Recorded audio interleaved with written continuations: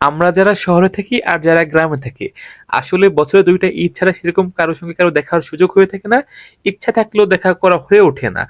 আর এই বছরে ২ টা ঈদের সময় সবার সঙ্গে সবার একটা আন্তরিকতা বা দেখা হয়ে ওঠে।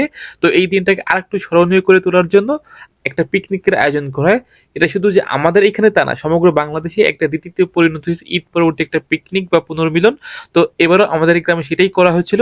তো সেই ভিডিওটা আজকে আপনাদের সঙ্গে শেয়ার করব। তো চলুন কথা না বাড়িয়ে আমরা সম্পূর্ণ ভিডিওটা দেখতে থাকি। হেই, আসসালামু আলাইকুম। আশা করি সবাই ভালো আছেন। আলহামদুলিল্লাহ আমি আল্লাহর মতো অনেক বেশি ভালো আছি। আর ভালো আছি বিধায় আমি সাকিব আপনাদের সঙ্গে নিয়ে এসেছি সম্পূর্ণ নতুন একটা ভিডিও। আশা করি সম্পূর্ণ ভিডিওটা দেখবেন। যদি ভিডিওটা আপনাদের ভালো লাগে অবশ্যই লাইক কমেন্ট করে আপনার মতামত জানাতে কিন্তু ভুলবেন না।